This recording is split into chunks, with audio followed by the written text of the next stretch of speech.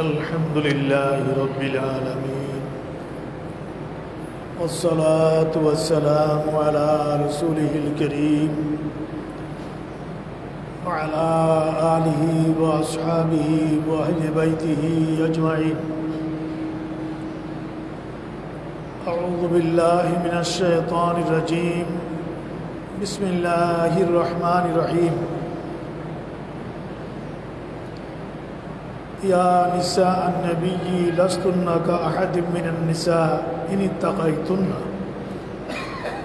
صدق الله مولانا العظيم وصدق رسوله النبي الكريم. معزز محترم حضرات مسلیان اعظام سامعین اکرام، السلام علیکم ورحمۃ اللہ وبرکاتہ۔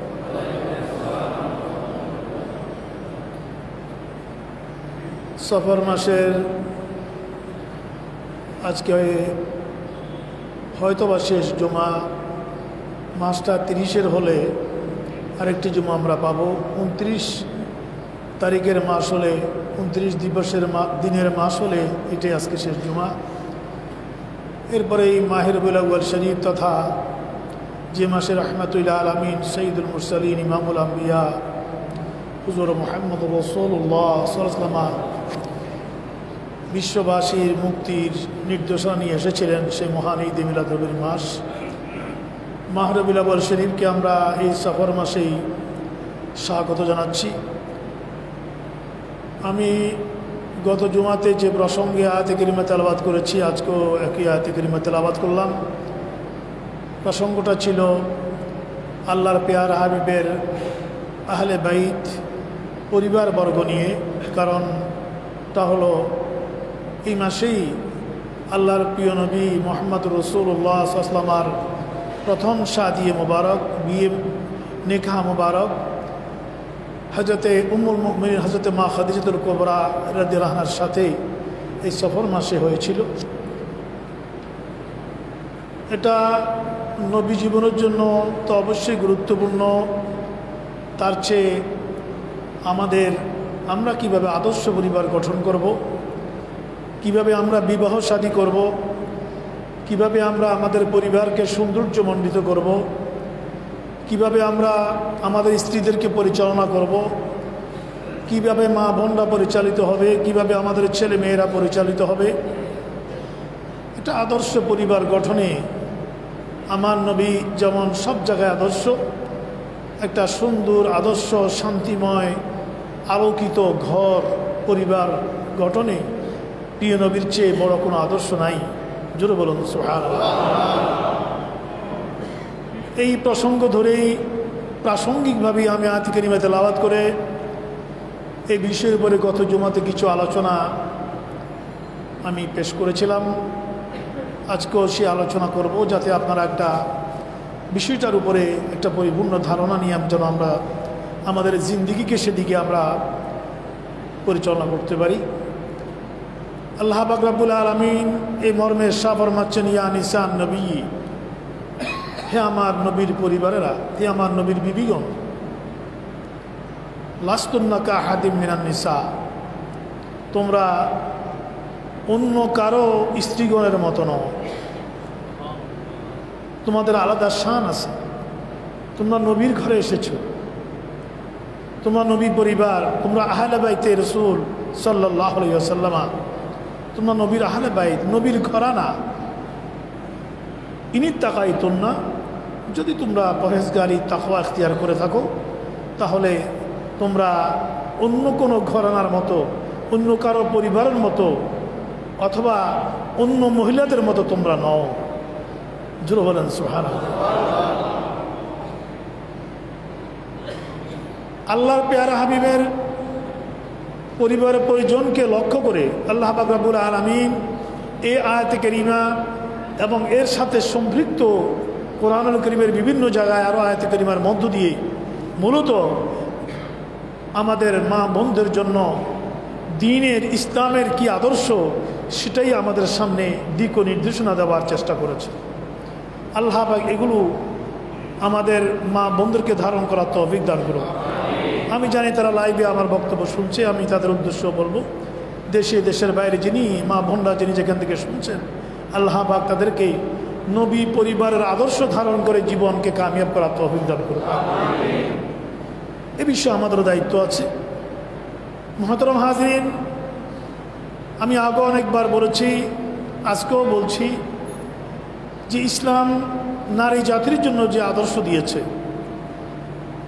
নারী জাতির সম্মানকে রক্ষার জন্য ইসলাম যে দিক ও নির্দেশনা দিয়েছে, সেটার তুলনা পৃথিবীতে আর কোনো আদর্শের মধ্যে, কোনো ইজমের মধ্যে নাই। ইসলাম নারী জাতিকে স্বাধীনতা দিয়েছে, অধিকারও দিয়েছে, দায়িত্বও দিয়েছে। ওদেরকে মা বানিয়েছে, ওদেরকে মা বানিয়েছে। এবং আল্লাহর পেয়ারা হাবিবকে জিজ্ঞেস করা হলো, ইয়া রাসূলুল্লাহ, আমি কার দায়িত্ব প্রথমে আদায় করব? মা বাবা। আল্লাহ রসুল বললেন, তোমার মায়ের। আবার জিজ্ঞেস করা হলো, তারপর? রসুল বললেন, তোমার মায়ের। আবার জিজ্ঞেস করলেন, তারপর? রসুল বললেন, তোমার মায়ের। আবার জিজ্ঞেস করলো, তারপর? রসুল বললেন, তোমার বাবার। জোরে বলেন সুবহানাল্লাহ। মায়ের ব্যাপারে কয়বার বলেছেন? 3 গুণ বেশি, তিনবার বলেছেন। এরপরে চতুর্থবার গিয়ে বলেছেন তোমার বাবার। আর অন্য হাদিসে নবী ইরশাদ করেছেন যে তোমার মায়ের কদমের নিচেই তোমার জান্নাত। আরো হাদিসে ইরশাদ করেছেন তোমার মা বাবা তোমার জান্নাত। আরো হাদিসে ইরশাদ করেছেন রেদার রব ফি রেদাল ওয়ালিদাইন, মা বাবা যেখানে রাজি আমার আল্লাহ সেখানে। এত সুন্দর পরিবার গঠনে, এত সুন্দর আদর্শ পৃথিবীর জমিনে আর কোন কোন নেতা, কোন আদর্শ, কোন ইজম দিতে পেরেছে? দিয়েছেন মুহাম্মদ রাসূলুল্লাহ। রসুল নিজের মা বাবাকে ইজ্জত দিয়ে, সম্মান দিয়ে, সেটা আবার প্র্যাকটিক্যালি দেখিয়েছেন। মা বাবাকে তিনি পান নাই, দুনিয়াতে আসার আগেই বাবা বিদায় নিয়েছেন, আসার পর মাও বিদায় নিয়েছে। সেদিকে আমি আজকে যাব না। আমি ছিলাম ওই জায়গায় যে আল্লাহর পেয়ার হাবিব নিজের পরিবার বর্গকে কীভাবে গড়ে তুলেছেন। এবং আমরা যারা ইসলামকে বুঝি না, আমরা যারা নাস্তিক্যবাদ লালন পালন করি, আমরা যারা নবীর সাথে দুশমনী পোষণ করি, আমরা অনেক সময় কালে ভদ্রে কথা বলতে শুনি। অনেকেই এভাবে সমালোচনা করে যে আল্লাহর পেয়ার হাবিব একাধিক বিয়ে কেন করেছেন। এই বিষয়টা আমাদের সামনে আসে। আমি সেদিকে একটু লাইট দিয়ে নবী পরিবারের বিষয়টা এই খুতবার আগে সংক্ষিপ্ত সময় আনার চেষ্টা করব। আমি তো গত জুমাতেও বলেছি যে আল্লাহর প্রিয় নবী বিয়ে শাদীগুলো আমার আপনার মতো জৈবিক কোনো কারণে নয়। কথা বুঝতে পেরেছেন? এই দুনিয়াবি কোনো কারণে নয়। আমরা যেই মন মেজাজ নিয়ে বিয়ে শাদী করি, আল্লাহর পেয়ারা হাবিবের বিয়ে শাদীর মধ্যে সেগুলো নেই। যদি থাকতো তাহলে একজন যুবক মুহাম্মদ 25 বছর বয়সে একজন বিধবা মহিলাকে, যার আগে 2টো বিয়ে হয়েছে, সন্তানও ছিল, করতে হতো না। কারণ আরবের সব কিছু আমার নবীর কদমে কোরবান ছিল। আল্লাহ রসুল এই তারুণ্য বয়সী, এই 25 বছর বয়সে এই বিয়ে করে, এবং রসুল 25টি বছর রসুলের সাথে হযরত খাদিজাতুল কুবরা ছিলেন। এই বয়সে রসুল আর দ্বিতীয় বিয়ে করেন নাই। তাহলে আমরা যে বৈশ্বিক কারণে বিয়ে শাদী করি, যে তারুণ্য নিয়ে করি, আমাদের তারুণ্যের, আমাদের যৌবনত্বের যে দাবি, সে দাবি সেই রসুলের সে সময়টা কাটলো কার সাথে? এখান থেকে আমরা অনেক প্রশ্নের জবাব পেয়ে যেতে পারি। আল্লাহর পেয়ারা হাবিবের এই প্রথম এই বিয়েটাও ছিল হযরত খাদিজাকে নিয়ে আল্লাহ পাক রব্বুল আলামিনের নির্দেশে, আল্লাহ পাক রব্বুল আলামিনের ইচ্ছায়। এটা দ্বীনের প্রয়োজনেই ছিল, ইসলামের প্রয়োজনেই ছিল। এই জন্যেই হযরত খাদিজা রসুলের পাশে এই 25টি বছর ছায়ার মতো এমনভাবে ছিলেন, এমনকি আল্লাহ রসুল যখন গারে হেরাতে প্রথম ইকরা বিইসমি রাব্বিক এই আয়াতে কারিমা নাজিল হলো, আল্লাহ রসুল ঘরে চলে আসলেন, বললেন খাদিজা আমি ভয় করছি, কি হলো আমার, কে আসলো? আল্লাহ রসুলের এই অবস্থা দেখে খাদিজা দৌড় দিলেন ওয়ারাকা বিন নওফল, আমার চাচাতো ভাই, উনি তৌরাতের আলেম, ওয়ারাকা বিন নওফল তৌরাতের আলেম, ওনার কাছে দৌড় দিলেন যে আমার হাজবেন্ড, আমার স্বামী মোহাম্মদের এই অবস্থা, কে জানি আসলো, কি জানি বলল, জড়িয়ে ধরলো, আর উনি এখন এই অবস্থার মধ্যে আছে, বিষয়টা কি আমি বোঝার জন্য আপনার কাছে আসলাম। ওয়ারাকা বিন নওফল বলল যে না খাদিজা, তুমি বোন খাদিজা, তুমি এটা নিয়ে চিন্তার কোনো কারণ নেই, মুহাম্মদ শুধু মুহাম্মদ নয়, তিনি হচ্ছেন রাসূলুল্লাহ সাল্লাল্লাহু আলাইহি ওয়াসাল্লাম, তার উপর আল্লাহর পক্ষ থেকে নবুয়ত এবং রিসালাতের মহান দায়িত্ব এসে গেছে। জোরে বলেন মুহতারাম হাজরিন, খাদিজা এসে বললেন জি ইয়া রাসূলুল্লাহ, আমি আপনার উপর যেটা এসেছে সেটা আল্লাহর পক্ষ থেকে মহান দায়িত্ব, আমি প্রথম ঘোষণা দিলাম লা ইলাহা ইল্লাল্লাহ মুহাম্মাদুর রাসূলুল্লাহ। আপনি তো শুধু আমার স্বামী নন, আপনি তো কারো পিতা নন, আপনি তো কারো আত্মীয়তার সম্পর্ক, এগুলো তো আপনার সাথে যায় না। আল্লাহ রাব্বুল আলামিন এই জন্য কুরআনুল কারীমের অন্য আয়াতে ইরশাদ করে বলেছেন, মা কানা মুহাম্মাদুন আবা আহাদিম মির রিজালিকুম ওয়ালাকিন রাসূলুল্লাহি ওয়া খাতামান নাবিয়্যিন। জোরে বলি সুবহানাল্লাহ। আল্লাহ রাসূল বললেন, হে পৃথিবীর মানুষেরা ও মানব গোষ্ঠী, আমার প্রিয় নবী কোনো কারো বাবা নন, কারো বাবা নন। অথচ রসুলের 3টা ছেলে এবং 4টা মেয়ে ছিল, 3টা ছেলে এবং 4টা মেয়ে ছিল। এগুলো একজন ছাড়া, হযরত ইব্রাহিম ছাড়া সবগুলি হযরত খাদিজাতুল কুবরার ঘরে এসেছে। জোরে বলেন সুবহানাল্লাহ। তো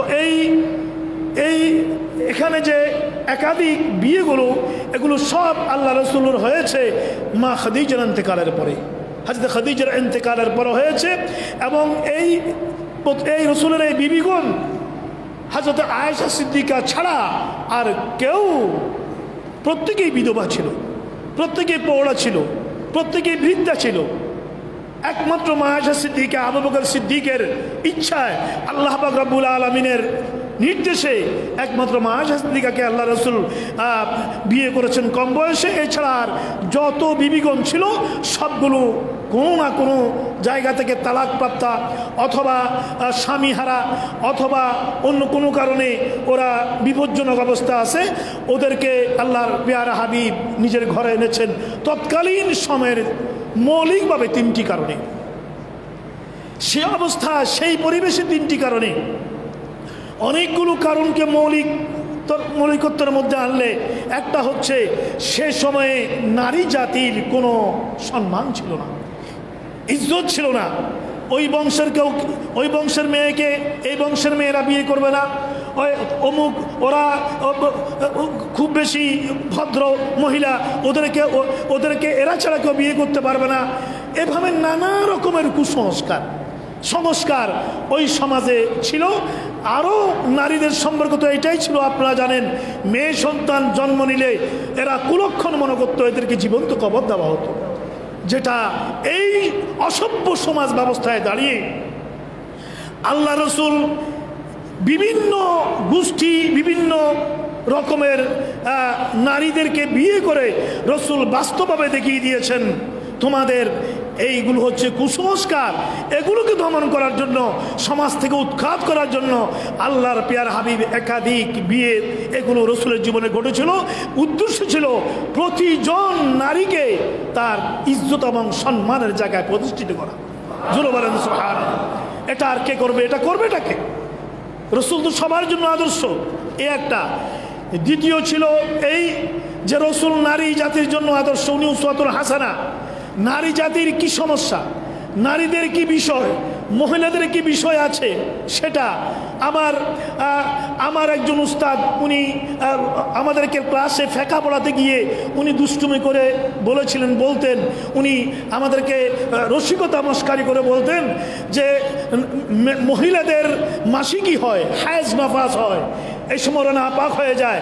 এই হায়েজ নাফাস অবস্থায় ওদের বিধিবিধান কি, ওদের হুকুম হাকাম কি, ওরা নামাজ কালাম রোজা হজ জাকাত কিভাবে করবে, ওরা স্বামী ঘর সংসার কিভাবে করবে, এই বিভিন্ন বিষয়গুলো ওখানে অনেক জটিলতা, অনেক কিছু আছে।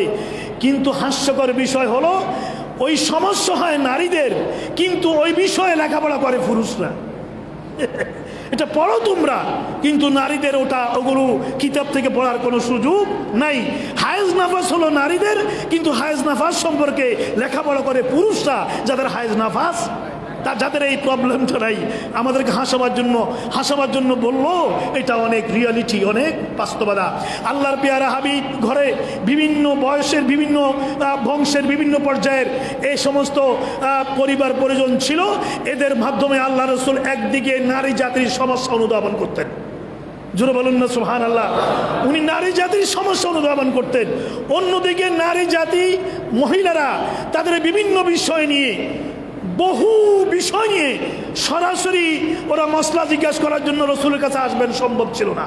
ওরা আল্লাহর আল্লাহ নবীর কাছে সরাসরি আসবেন, এটা ওদের পক্ষে সম্ভব ছিল না, নানা কারণে এটা সম্ভব নয়। অতএব এই সমস্ত নবীর, এই সমস্ত একাধিক বিবিগণ ছিল সেই সময়ে গোটা আরব জাতির নারীদের উস্তাদের মতো, জোরে বলেন না সুবহানাল্লাহ। এরা আল্লাহ নবীর বিবিগণের সাথে যোগাযোগ করে এদের মাধ্যমে আল্লাহর পেয়ারা হাবিব থেকে জীবন নির্বাহ সম্পর্কে শিক্ষা নিত। শুধু তাই নয়, উম্মুল মুমিনিন হযরতে আয়েশা সিদ্দিকা, উনি ছিলেন হাদিসের উস্তাদ।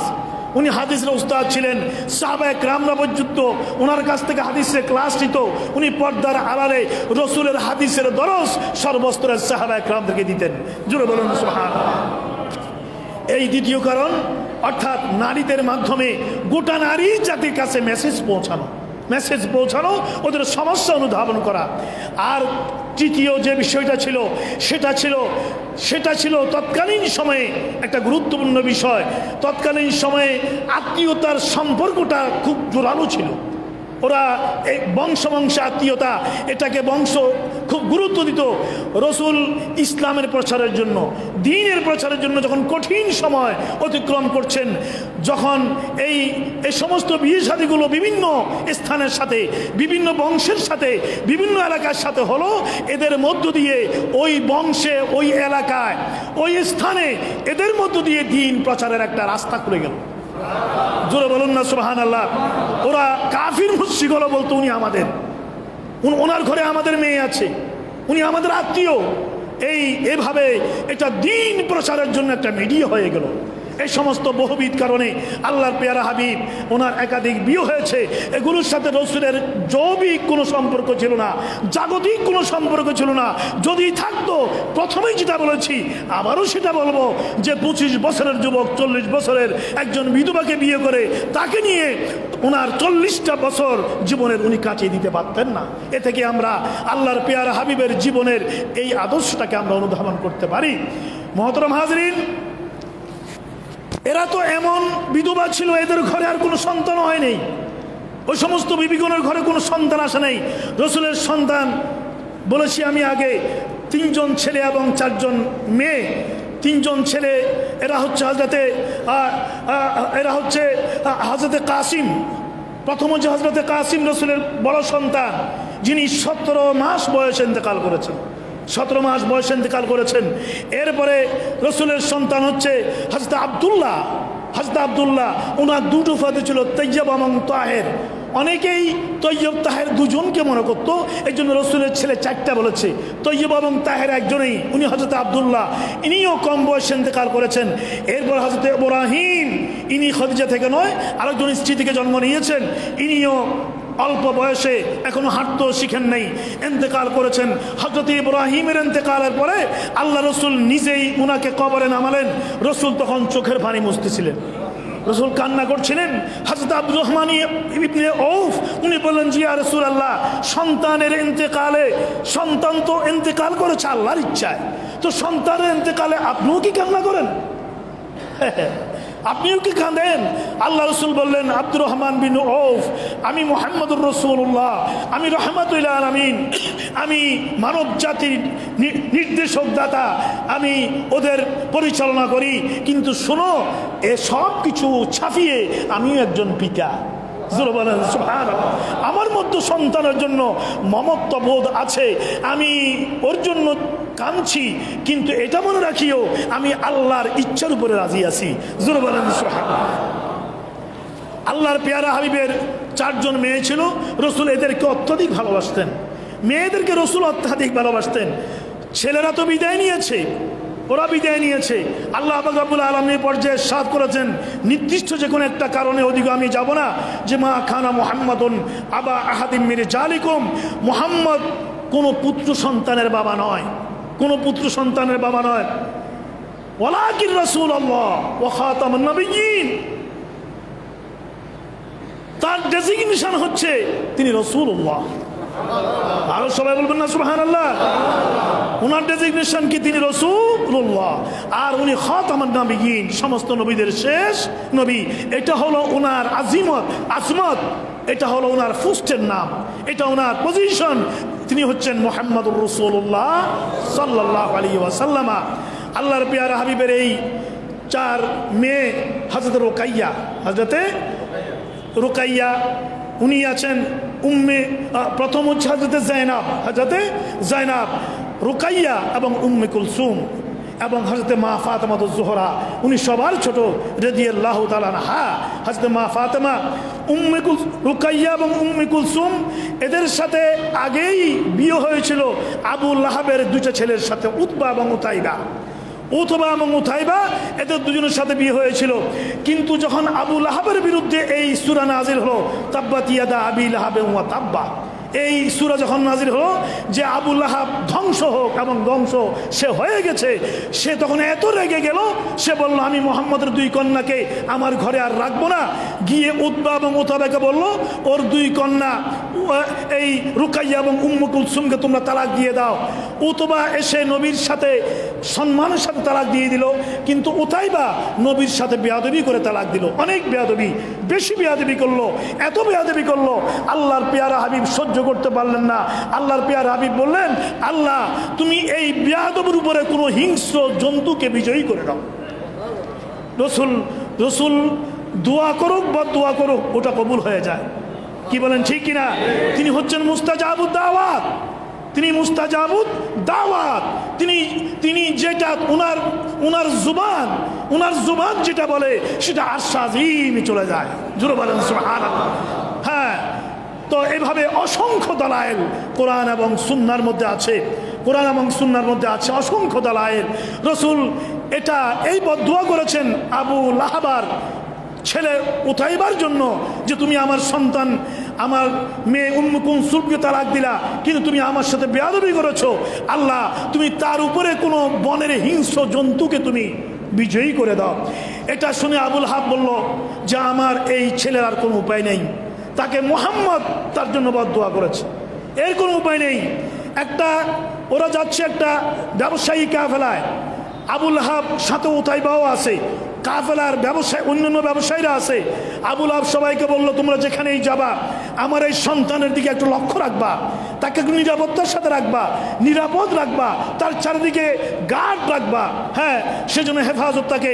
সবাই বললো এটা কেন, ওর জন্য এরকম কেন?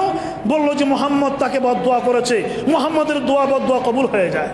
এটা আবুল হাব বলল যে আমি ওর সম্পর্কে ভয় করছি। রাত্রিবেলায় সবাই তাবু গেড়ে পাহাড়ের পাদদেশে ঘুমালো, রাত্রিবেলায় ওকে সবার মাঝখানে রাখলো। কাকে? উতাইবাকে। আবুল হাবের ছেলে উতাইবাকে মাঝখানে রাখলো, সবাই ঘুমিয়ে পড়লো। ঠিকই বন থেকে একটা হিংস্র বাঘ হুম হুম করে আসলো। সে এসে তাবুতে ঢুকে ওখানে যত ব্যবসায়ী আছে সব ব্যবসায়ীকে শুকতেছে নাক দিয়ে, সব ব্যবসায়ীকে নাক দিয়ে শুকতেছে। তার মানে নবীর দুশ্মনকে এটা বাঘেও চিনে। আরো জোরে বলবেন না আল্লাহু আকবার। কে নবীর দুশ্মন সেটা বাঘ শুনে বুঝে, এটা হাদিস শরীফ। আমি বলছি এটা কোনো পুঁথি সাহিত্যের কোনো বানানো গল্প নয়, এটা হাদিস শরীফ। ওই বাঘটা একে সঙ্গে কিছু করে না, ওকে সঙ্গে কিছু করে না, ওকে সঙ্গে কিছু করে না। এরপরে ঠিক জায়গায় চলে গেল, উতাইবাকে সঙ্গেই দেখলো এই তো নবীর দুশমন, এই তো নবীর সাথে বেয়াদবি করেছে। তাকে ছাপড়ে ধরে কামড়ে ধরে নিয়ে ফেললো, ছিঁড়ে বিড়ে তাকে শেষ করে দিল, তাকে মেরে ফেললো। এটা আল্লাহর পেয়ারা হাবিবের এই জীবন্ত জ্বলন্ত মুজিজা। আমার পেয়ারা প্রিয় ভাইয়েরা, এইভাবে উতাইবা এভাবে শেষ হয়ে গেল। এদিকে আল্লাহর পেয়ারা নবী এই উম্মে কুলসুম এবং রুকাইয়াকে, এই দুইজনকেই পরপর বিয়ে দিয়েছেন হযরত ওসমান গনির কাছে। জোরে বলবেন না সুবহানাল্লাহ। প্রথম রুকাইয়াকে বিয়ে দিয়েছেন, বদরের যুদ্ধের পরে উনি ইন্তেকাল করেছে। আল্লাহ রসুলের পরে উম্মে কুলসুমকে বিয়ে দিয়েছেন, উনি ইন্তেকাল করেছে। এই জন্য ওসমান গনিকে জিন নুরাইন বলা হতো, রসুলের দুইজন নূরের মালিক। উনি ইন্তেকাল করলো পরে আল্লাহ রসুল বললেন আমার আর মেয়ে নাই, যদি তৃতীয় কোনো মেয়ে থাকতো এটাও আমি ওসমান গনিকে দিতাম। হ্যাঁ হ্যাঁ হ্যাঁ। এরপরে আমি বলেছিলাম হযরত মা ফাতেমা জোহরা, রসুলের সবচেয়ে ছোট মেয়ে। রসুল এত বেশি ভালোবাসতেন মা ফাতেমাকে, রসুল বলেছেন যে ফাতেমা আমার শরীরের অংশ। মা ফাতেমার চেহারার সাথে নবীর চেহারার মুসাফা ছিল, সিমিলারিটি ছিল। রসুল বলতেন ফাতেমা আমার অংশ। এত ভালোবাসতেন। আল্লাহ রসুলের ইন্তেকালের সময় যখন আজরাইল আসলো, রসুল বললেন ফাতেমা দেখো মান আলাল বাব, দরওয়াজায় কে? আজরাইল রসুলকে সালাম দিয়ে রসুল থেকে অনুমতি নিয়ে ভিতরে আসলো। জি ইয়া রাসূলুল্লাহ, আল্লাহ পাক আপনাকে দাওয়াত দিয়েছেন, আমি আপনাকে নিতে এসেছি। যাই হোক, ওটা লম্বা চূড়া ঘটনা, রবিউল আউয়াল শরীফের শেষের দিকে ওই দিকে যাবো ইনশাআল্লাহ। আল্লাহ রসুল দুনিয়া থেকে বিদায় নিবেন। ফাতেমা এটা শুনে ভীষণ গুনাহগারী, কান্নাকাটি শুরু করলো। আল্লাহ রসুল ফাতেমাকে জড়িয়ে ধরে বললেন ফাতেমা তুমি চিন্তা করো না, আমার পরে সবার আগে তুমি আমার সাথে তোমার মিলন হবে। আল্লাহ রসুলের ইন্তেকালের পরে খুব কম বয়সে মা ফাতেমা, রসুলের ইন্তেকালের 6 মাসের মধ্যে মা ফাতেমা ইন্তেকাল করেছে, রমজান মাসে 17 তারিখে। মুহতারাম হাজরিন, এটা ছিল নবী পরিবার। এই হচ্ছে নবী পরিবার। মা ফাতেমার ঘরে ইমাম হাসান, ইমাম হোসেন, ইমামে হোসেন ছোট্ট সময়ে উনি ইন্তেকাল করেছেন। এই সব কিছু মিলে এটা হচ্ছে আহলে বাইত। এবং আল্লাহ পাক এই পরিবার পরিজন সম্পর্কে কুরআনুল কারীমে আয়াতে কারীমা নাযিল করে ইরশাদ করেছেন ইন্নামা ইউরিদুল্লাহু লিইউযহিবা আনকুমুর রিজসা আহলাল বাইত ওয়া ইউতাহহিরাকুম তাতহীরা। জোরে বলেন না সুবহানাল্লাহ। আল্লাহ পাক রব্বুল আলামিন অন্য আয়াতে বলেছেন এই নবীর পরিবারেরা শোনো, ওয়াকারনা ফি বুয়ুতিকুন্না ওয়ালা তাবাররাজনা তাবাররুজাল জাহিলিয়াতিল উলা। হে নবীর পরিবাররা তোমরা ঘরে থাকো, তোমরা পবিত্রতার সাথে ঘরে থাকো। আমি আল্লাহ তোমাদেরকে পবিত্র রাখতে চাই। তোমরা আইয়ামে জাহিলিয়াতের উলঙ্গপনা, বেহায়াপনা ওগুলো গ্রহণ করে তোমরা রাস্তায় রাস্তায় তোমরা দৌড়াদৌড়ি করবা না, ঘর থেকে বের হবে না। বলা তাবাররুজাল জাহিলিয়াতিল উলা। সেই জাহিলি যুগের নারীদের মতো তোমরা ঘোরাফেরা করো না। হ্যাঁ, আল্লাহ পাক রব্বুল আলামিন তাদেরকে সেই মর্যাদা, সেই মকাম দান করেছেন, সেই মহান মহত্বতা এবং স্থান আল্লাহ পাক ওদেরকে, এই পরিবারকে আল্লাহ পাক দিয়েছেন এবং কোরআনে হাকিমে সেগুলো নিজে আল্লাহ পাক রব্বুল আলামিন ইরশাদ করেছেন। যাই হোক না কেন, এই সমস্ত আল্লাহর পেয়ারা হাবিবের এই যে পরিবার পরিজন, এটাকে ধারণ করে, এটাকে আল্লাহ রসুল বলেছেন এবং আল্লাহ পাকও বলেছেন ইয়া নবী, হে আমার নবী আপনি বলে দিন তাদেরকে, তারা দুনিয়া চাইলে আমি দুনিয়া দেব। দুনিয়ার নাজ নিয়ামত, দুনিয়ার রং বাজি তামাশা এগুলো তাদের জন্য নয়। তারা এভাবে চলতে হবে, এভাবে কথা বলতে হবে, এভাবে লেবাস পড়তে হবে।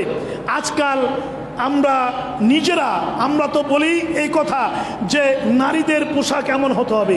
আমি বলবো নারীরা নয়, কেবল ইসলাম পুরুষদের পোশাকও নির্ধারণ করে দিয়েছে।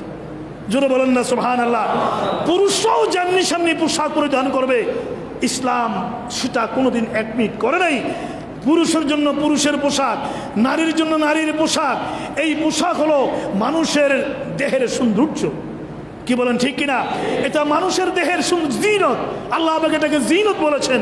এবং কোরআনুল হাকিম আল্লাহ পাক রব্বুল আলামিন ইরশাদ করেছেন এভাবে যে ওয়ালিবাসুত তাকওয়া যালিকা খায়র। হে পুরুষ, তোমাদেরকে যেটা ঘুরতে বলা হয়েছে শরীরের, সেটা সেভাবে ঘুরে রাখা। মেয়েদেরকে যেটা ঘুরতে বলা হয়েছে ওটা সেভাবে ঢেকে রাখা, ঘুরে রাখা। এটা হচ্ছে তাকওয়ার লেবাস, এটা হচ্ছে পরহেজগারির লেবাস। লিবাসুত তাকওয়া, এটা তাকওয়ার লেবাস। যালিকা খায়র, এর মধ্যে তোমাদের জন্য কল্যাণ আছে। জোরে বলুন না সুবহানাল্লাহ। এর মধ্যে কল্যাণ আছে। কিন্তু এই কথাও বলে শেষ করি আজকে, ইসলাম কোনোদিন নারীরা প্রয়োজনে, মা বোনরা প্রয়োজনে যে ওরা চাকরি বাকরিতে যেতে পারবে না, ব্যবসা করতে পারবে না, যুদ্ধক্ষেত্রে যেতে পারবে না, সমাজের সহযোগিতায় ওরা আসতে পারবে না, ইসলাম সেটা বলেনি। ইসলাম সব কিছু উন্মুখ করে দিয়ে তাদের জন্য ক্ষেত্র, তাদের জন্য লেবাস, তাদের জন্য সভ্যতা, তাদের জন্য ভব্যতা, সবার জন্য, পুরুষের জন্য আলাদা, মেয়ের জন্য আলাদা, সব কিছু ইসলাম নির্ধারণ করে দিয়েছে। নারী পুরুষ একসাথে সমাজ, দেশ, রাষ্ট্রের খেদমত করতে পারবে, কিন্তু প্রত্যেকের জন্য আলাদা আলাদা নির্দেশনা আছে। এটা দিয়ে আল্লাহ পাক রব্বুল আলামিন ইরশাদ করেছেন, হুন্না লিবাসুল লাকুম ওয়া আনতুম লিবাসুল লাহুন্না। জোরে বলবেন না সুবহানাল্লাহ। পুরুষ নারীর জন্য লেবাস, আর নারী পুরুষের জন্য লেবাস। লেবাস মানে কি? পোশাক। পোশাক। নারী পুরুষের জন্য সৌন্দর্য, পুরুষ নারীর জন্য সৌন্দর্য। এই যে পুরুষ নর এবং নারীর এই দিক নির্দেশনা ইসলাম দিয়েছে, এটা আমরা শিখবো কোত্থেকে? আমরা শিখবো রাহমাতুল আলামিন মুহাম্মদুর রাসূলুল্লাহ সাল্লাল্লাহু আলাইহি ওয়া সাল্লাম, আহলে বাইত, তারা যেভাবে জীবন নির্বাহ করেছে, এরাই হচ্ছে গোটা নারী জাতির জন্য মহান আদর্শ। জোরে বলি সুবহানাল্লাহ। আল্লাহ পাক রব্বুল আলামিন, এটা একটা বড় টপিকস। আমি এটাকে এই সামান্য সময়ে কিভাবে তুলে আনবো, যতটুকুন পেরেছি আনার চেষ্টা করেছি। আল্লাহ পাক মুসলিম নরনারীকে সবাইকে আপন আপন সে নির্দেশনা মেনে চলে এই সমাজ ব্যবস্থাকে সুন্দর করার তৌফিক দান করুক। এবং মাহে রবিউল আউয়াল শরীফ সামনে আসছে। মাহে রবিউল আউয়াল শরীফে গোটা মাস ইনশাআল্লাহ আল্লাহ নবীর এই প্রসঙ্গ নিয়ে, উসওয়াতুল হাসান নিয়ে আলোচনা করার চেষ্টা করব। প্রতি বছরের মতো আমাদের ঈদে মিলাদুন নবী সাল্লাল্লাহু আলাইহি ওয়াসাল্লাম সেটাও হবে ইনশাআল্লাহ। এই করোনাকালীন সময়ে পরিবেশকে ধারণ করে যেভাবে করতে হয় সেভাবে আমরা করব। আল্লাহ পাক সবাইকে প্রিয় নবীর কদমে আসার তৌফিক দান করুক। আসসালামু আলাইকুম ওয়া রাহমাতুল্লাহি ওয়া বারাকাতুহু।